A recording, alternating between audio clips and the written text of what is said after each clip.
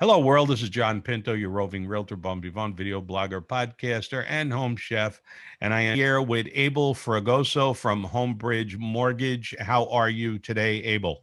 Doing fantastic, John. Thank you for having me. Really appreciate it. Very good. How's the weather in SoCal today? Beautiful today. It's about 84, 85 up here in Temecula. So it's very nice. I sent out a video blog this morning on doing maintenance on your swimming pool and spa and gunite. I said, get ready. Now's the time. Might as well, right? Be prepared. Absolutely. Be ready. The summer is coming. That's right. So we're going to talk about VA financing for owner-occupied homeowners. Let me address the elephant in the room right away. Okay. First of all, I don't think it would be an overstatement to say that VA buyers could have a problem finding a realtor who's willing to work with them with VA financing because of what we're going to talk about today. It's a little bit more difficult. Would you agree with that conclusion? We're in a tough market right now. So anything that prevents a transaction from going smooth, is definitely going to be out there. But with regards to VA, I mean, this is a very, very good product that is really trying to get a lot of our veterans, whether they're active or veterans, to get into a home. Very good. Okay, so let me reframe my comment on the realtors. I think many realtors understand that there's moving parts to a VA. There's more processing involved because it's a veteran program. The seller does have more responsibility under VA to pay fees and provide termite clearances, even Section 1, Section 2. So I Absolutely. think if you're a VA buyer, you have to be mindful of a couple of things. Number one, realtors and lenders, if it requires more work, there's going to be a certain subset that are not going to want to have anything to do with it.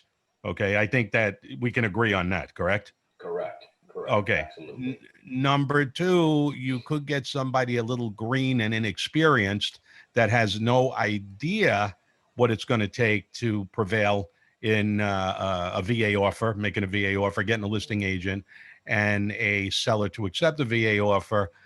So you pretty much have to match up with a can-do kind of lender and a can-do kind of realtor who are fearless, but will set forth a process where you can actually prevail under very difficult circumstances, competing with cash sales and conventional sales.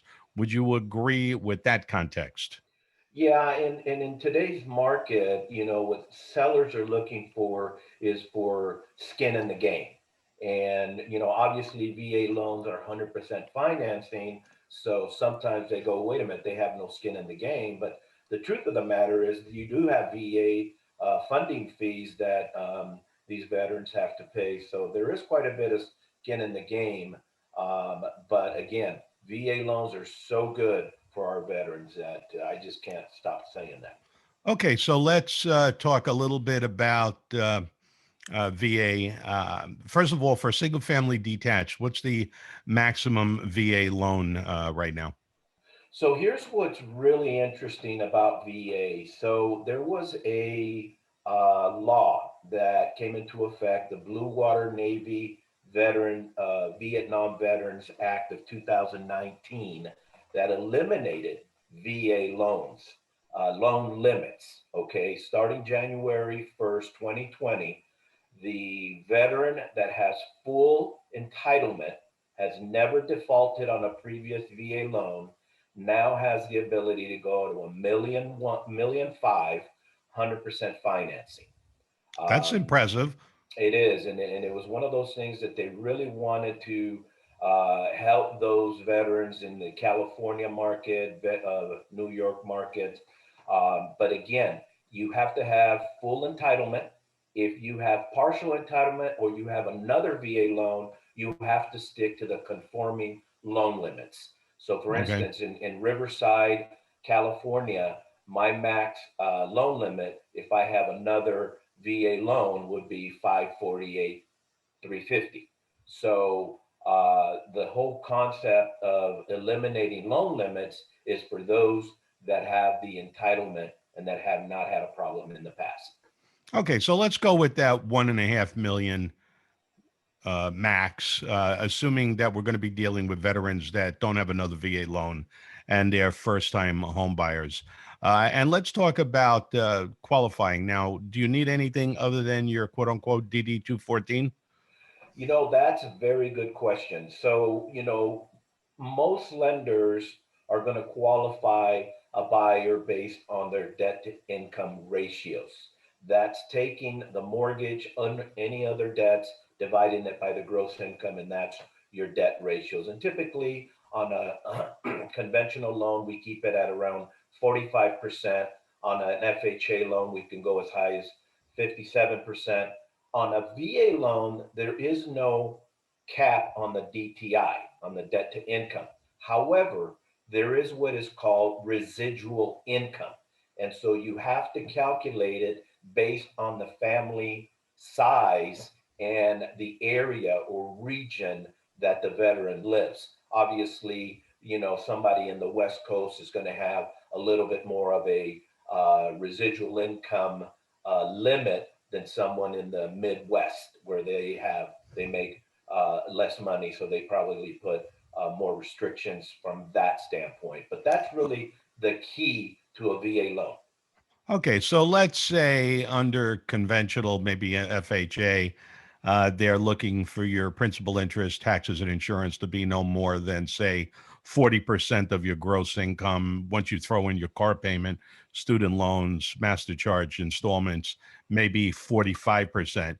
I'm going to take a leap and think that those debt ratios are going to be stretched significantly with the VA, and they'll probably exceed your principal, interest, taxes, insurance, and installment debt actually being in excess of 50% of your gross income. Would that be an accurate A- a- prognostication? Absolutely, because I just had one where my back end ratio was 69%, but my residual income was more than enough under VA guidelines. So that's really where they're actually looking. And what's interesting is when you're calculating residual income, we're looking at the taxes that they're paying, the utilities that they're paying, the daycare that they're paying. And we don't look at that stuff on a conventional or FHA loan. We don't care how much they pay for daycare, how much they pay for Mhm. utilities. But with VA, we do.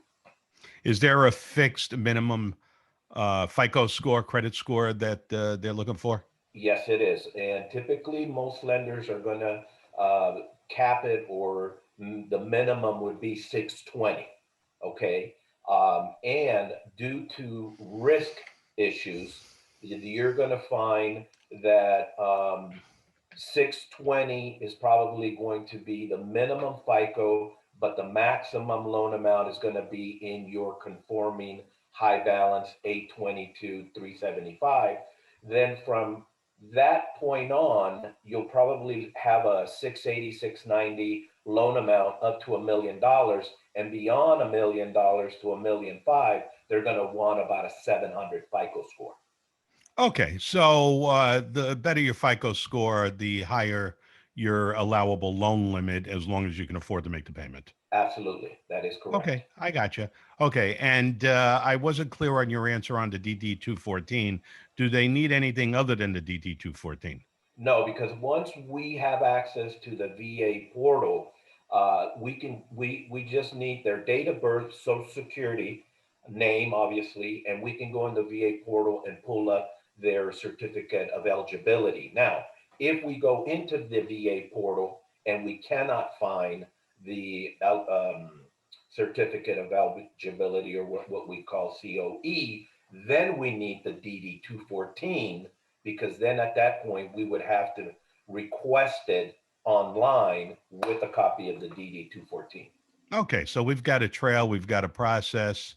Let's talk about not interest rates per se, but VA interest rates, how as they pertain or how they compare to conventional interest rates. Are they about the same, a little higher, a little lower? They're lower, definitely lower, because VA is actually guaranteeing the loan versus buying it. They're not buying the loan, they're just guaranteeing it. And so that allows us to have a better pricing structure on a VA loan as well as an FHA loan over a conventional product. So, all things considered, not diving down the rabbit hole of quoting rates, is the delta between a VA and conventional rates an eighth, a quarter, three eighths, a half? How would you characterize it? I would characterize it as three quarters difference lower. That is that is significant, Yes, it is. especially with today's rates. Yes. I mean, that's like 25, 30% lower than conventional rates. That's a big deal. Yeah. The last VA loan that I funded, we closed at two and a quarter. That is a very, very big deal. All right. So we're going to get pre approved for VA financing. And now we're remembering what John says that this could be difficult to get an offer accepted. So let's talk about the required seller paid closing cost on a VA if you're competing. Are there certain closing costs that the seller has to pay that the veteran can't pay? Again, you do have that funding fee that gets rolled in to the loan amount, but that's if they are non-exempt from the funding fee. If they're exempt, they don't have to pay that funding fee. Okay, gets rolled into the loan if they are non-exempt. Now, the closing costs can actually be paid by the seller, and there is a max 3% that is allowable under VA for closing costs paid by the seller. Are there any closing costs that are not negotiable that the seller has to pay, like appraisal fees, termite inspections, Section 1 termite work, Section 2 termite work, or is that negotiable between the VA buyer and the seller? No, the seller will be responsible not only for the termite report, but all sections cleared. And that's where a lot of sellers, when they're looking at a potential VA buyer, if they know they're going to have a lot of termite work that needs to be done, that's when they'll say, wait a minute, I think I won't take a VA loan. I may take a Right. FHA. And I think we have to acknowledge, and VA buyers have to understand that VA financing is not going to perfectly sync up with all properties. If you're buying a 130-year-old Victorian on a questionable foundation with $75,000 worth of dry rot, I don't think VA is going to work on that property. Agreed. So, Agreed. yeah, yeah. Now, do the sellers still have to pay quote unquote points on a VA loan? Not the sellers, the buyers do. Okay. Um, and that really depends on where that veteran buyer wants to be with regards to the rate. I mean, like I said, the previous one that I closed at two and a quarter was at 0 points. But if the buyer wanted to pay a half a point, we could bring it down to 2%. Okay. All right. So let's fast forward. They're pre-approved. They're pre-approved for up to $1.5 million. Mhm. Let's talk about, is it possible to do what we used to call VA no down payment, no closing cost? If the opportunity arises, can you negotiate where the seller pays all of your closing costs? Is that allowable under VA? It is, but it's going to be, set by the seller themselves if they're willing Right. to pay for that. Yeah, Which will bring but me to the next question. The next question is, let's say your VA buyer has really good income. They have two really good incomes, but they're short on cash. And they say, you know what? If we need the seller to pay $15,000 worth of our fees, we're certainly willing to put that on top of the sales price as long as it appraises. So, is there any difference between how appraisers for the Veterans Administration will appraise a piece of property as opposed to FHA and conventional, or is it all the same? no, and I'm going to be honest with you. I've seen the VA appraisers be actually tougher And FHA is pretty tough. Conventional seems to be the easiest when it comes to appraisal. So VA is definitely a little bit more stringent on what All they right. look for. So tough doesn't scare me. Tough doesn't scare me because we need to understand what they're looking for. Exactly. Now, would it be accurate to state that the VA appraiser is looking for closed escrows in the immediate neighborhood over the last 6 months? Is that still accurate? Yes, it is. Yes, it is. And when they can't find a recent close, then they tend to go out further in the territory. And if they still can't find comps further out, then they go back to dated comps in the area. Older. Older, correct. Yeah. Okay. All Instead right. of closing in January of this year, they may need to look at something in June of last year. Okay, so here's a tricky question because I know the appraisers and the underwriters are not going to be crazy about looking at old comps. Their best comps are going to be in the subdivision, the existing subdivision that the subject is in, and then secondarily they'll take a look at comps that are adjoining this subdivision in neighboring subdivisions that actually touch our subdivision. You Correct. don't see a problem with that, right? No, as long as the appraiser has comments in the body of the appraisal explaining why the methodology of going to neighboring uh, Right. complexes or neighborhoods needed to be done. Right. So the reason I bring this up is the appraisal should not be an adventure. You shouldn't be hoping and praying that the appraisal is going to come in because we all know what the comps are that the appraisers are going to be looking for. There's the closed comps within the last 6 months, there's Mhm. the existing subdivision, there's the adjoining subdivisions. And then the only tricky part is syncing up the appraisal visit and report with pending sales that you know, especially in a rising market, are going to justify your price, but you want to make sure that they're closed before the appraiser gets out there and does his report. Would you agree with that declaration? And that's why it's so critical to work with an experienced, knowledgeable real estate agent that understands the market, understands how they perceive the value, and making sure that they've done their homework, their due diligence, and seeing that there are recent comps, their model matches, or if they're not, what is the criteria behind the value. And that's something behind the scenes that a lot of these buyers don't take into account, is that knowledge from the realtor that understands the market. Okay, good. So let's talk a little bit about the reality of where you might be able to get a VA offer accepted. Would you agree that most home builders are going to be okay with VA financing? Brand new home new builders? Because I don't do new construction, I'm going to say yes because I have seen it. But personally, I don't do the new construction, Right. so I haven't much experience in that arena. Okay.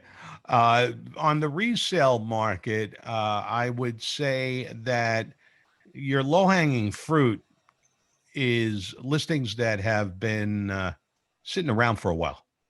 They're sitting around for a while. They're not that old. Your buyer's agent knows the seller's agent. You have a conversation. You look at the termite report in advance. You figure out what the seller is willing to settle for on a net basis. And then you backfill the purchase price based upon what closing costs the VA buyer is going to need the seller to pay, how much it's going to cost to provide that termite clearance, and then look at that price that includes everything and make sure you've got at least three good comps. And if that is the case, I think you've got a match. Would you agree with that? Absolutely. I mean, that is the due diligence that as a realtor you have to be able to do up front so that you're doing your buyer justice. Good. So if you're a VA buyer, definitely give Abel a call. I think you might see his phone number in the upper right hand corner of his screen, and we'll get it from him verbally. And If you're looking for a realtor anywhere in the country that's willing to take on your VA home search, feel free to contact me, and I'll either help you directly if you're in the San Francisco Bay Area, or refer you to a broker in Southern California or in the rest of the country that can help you find a home and utilize your VA financing. So, in conclusion, words to the wise, Abel, what would you say? I said again, make sure you're working with a realtor that's knowledgeable, that understands the market, does their due diligence, sets expectations correctly. The same with the lender. Make sure you're working with a lender that's reputable, that's going to be able to set expectations, keep everybody in the transaction in the loop, status calls, status emails. That way, everybody, both buyer's agent, listing agent, and the buyers and the sellers are all in the loop and understand where we stand in the timeline process. Very good. Well, thank you for imparting all of this helpful information. Thank everybody for tuning into our video, and we will see you on the next video. Bye for now.